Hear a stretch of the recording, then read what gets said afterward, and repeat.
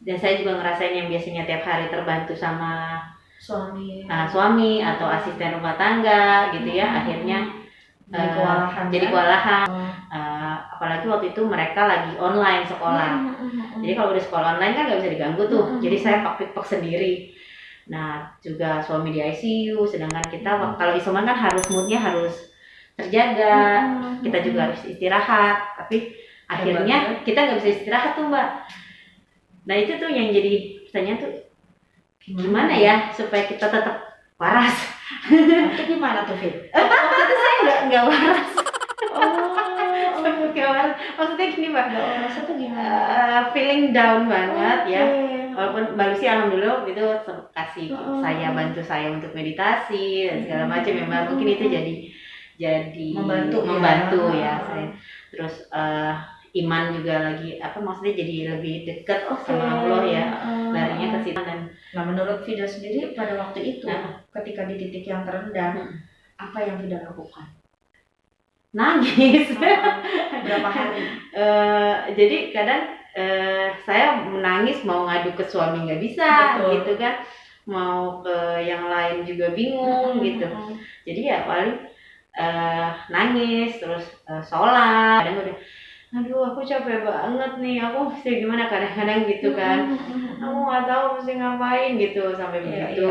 Iya. Kadang-kadang sempet sih sama teman yang dokter saya sampai nangis gitu, atau sama teman yang deket ya curhatnya gitu. That's good. Berarti kan poinnya itu kan Fit. Jadi itulah gunanya kita punya support system. Support system itu kan tidak hanya suami, orang tua, adik, kakak, ibaratnya keluarga gitu ya. Nah, ketika memang nggak ada keluarga yang bisa menjadi support system, ya itulah teman-teman kita gitu ya, orang-orang yang memang dengan senang hati, dengan bahagia bisa membantu kita, mensupport kita.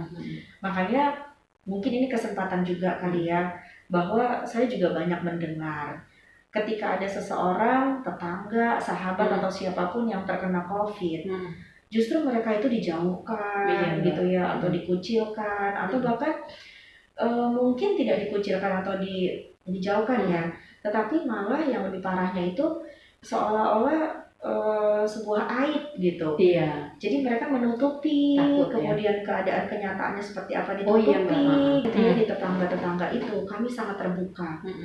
Walaupun mungkin saya tidak terlibat langsung gitu ya, karena begitu luar biasa sekali. Jadi seluruh tetangga itu kayak tidak perlu dikomando, seperti tidak perlu diberikan arahan ya. Itu dengan sangat serta-merta begitu mendengar ada tetangga kita yang kena, itu udah nggak pakai disuruh, udah nggak pakai janjian, udah nggak gitu. Jadi semua udah langsung turun semuanya. Iya. Oke, kita gantian ya, kirim makanan buat si ibu ini.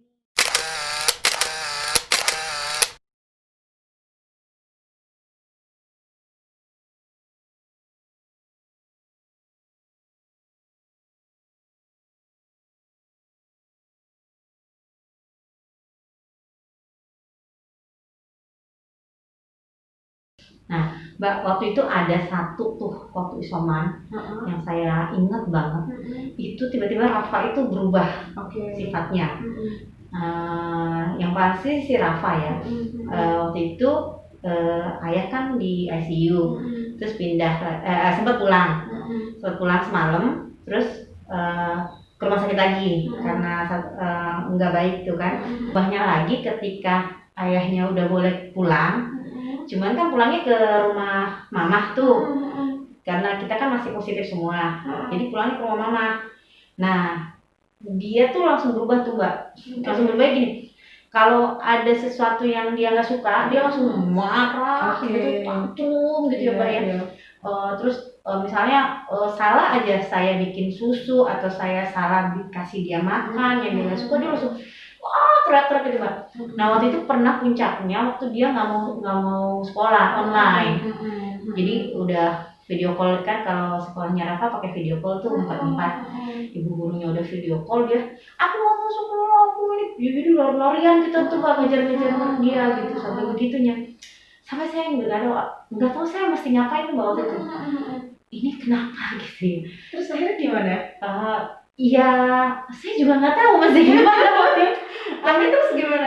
Kadang-kadang saya jadi marah mbak, gitu kan. Tapi sampai sekarang udah enggak. Gitu enggak. Jadi ketika ayahnya yang udah pulang, ya udah sekarang fine aja. Iya. Nggak tantrum begitu gitu. Jadi enggak, ya mungkin kalau tantrumnya misalnya dia lagi senang HP terus kita larang dia. Nah itu sih itu wajar. Itu kayaknya biasa deh gitu. Gitu ya, bukan yang hal sekecil-kecil gitu dia. Gitu mbak. Jadi kalau kayak disuruh mandi gitu dia nggak mau, dia langsung nggak mau gitu. Terus kalau sekolah juga gitu, aku bilang aku nggak mau sekolah, aku nggak mau belajar, aku nggak mau gitu. Ya waktu itu akhirnya jadinya solusinya kadang aku pukul mbak. Terus jadi kadang aku juga setelah dipukul gimana? Aku bilang ini salah, pasti ini salah gitu kan. Ini salah, nggak bisa gitu. Tapi karena memang keadaannya aku juga pusing, bukan cari pembelaan diri ya. Makanya itu pengen banget ya aku nanya sama Balis itu kalau anak ketika itu jadi tantrum gitu, dan kita juga bingung ngadepinnya gimana. Gitu. Iya. Jadi sebenarnya udah ketahuan ya penyakitnya gitu, maksudnya karena kondisi ibu juga lagi tidak dalam kondisi yang fit gitu kan, sehingga ngaruh ya mbak ya. Pengaruh banget. Kebanyakan nih emak-emak suka marah-marah pasti karena kecapean. Betul. Iya, jadi bukan karena yang umumnya loh ya, ini pasti kecapean. Tapi kalau ada hal yang di luar dari umum atau yang spesial ya memang harus butuh bantuan terapi kan ya.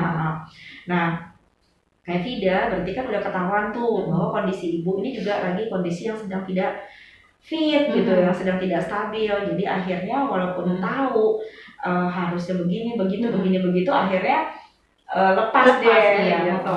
Ya udah gitu aja, menang gitu. Iya betul. Nah tapi sebenarnya kalau misalnya mau ditanya lagi, kalau misalnya anak dalam kondisi tantrum terus kayak gimana sih? Ya gitu. Sama aja kayak kita. Kalau kita lagi tantrum kita mah diapain? Disayang-sayang kan? Iya. Diperhatiin, disayang-sayang, dialem-alem gitu kan ya. Dan pasti ada sesuatu yang kita nggak terima gitu, ada sesuatu kondisi, pikiran, perasaan yang kita nggak nyaman, butuh penjelasan atau apa segala macam. Nah itu pasti minta penjelasan gitu. Akhirnya, nah yang dilakukan adalah ketika kita merangkul anak, kemudian kita tanyakan kenapa sih. Nah di situ kan kita memberikan pemahaman. Iya, ayah tuh memang sakit sama gitu, Rafa sama seperti bunda juga kangen. Tapi mesti gimana? Kita juga video call nggak bisa, telepon nggak bisa, yang kondisinya seperti itu. Ya udah, setiap Rafa misalnya kangen atau misalnya mau marah, kesel karena nggak kesampaian, kita berdoa yuk gitu misalnya, gitu kan.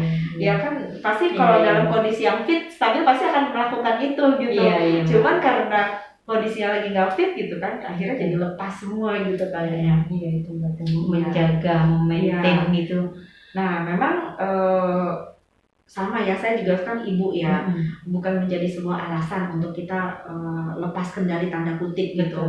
Nah makanya memang kita nih sebagai orang tua emang benar-benar perlu melatih diri ya, bagaimana membangun kesadaran terus dalam kondisi apapun, mau dalam kondisi capek, dalam kondisi stres, dalam kondisi apapun gitu. Karena ternyata menjaga kesadaran itu memang butuh latihan gitu, butuh pembiasaan, butuh menyadari kesadaran gitu kan. Jadi menyadari kesadaran. Menyadari untuk terus sadar. Oke. Gitu ya. Tetap waras ya.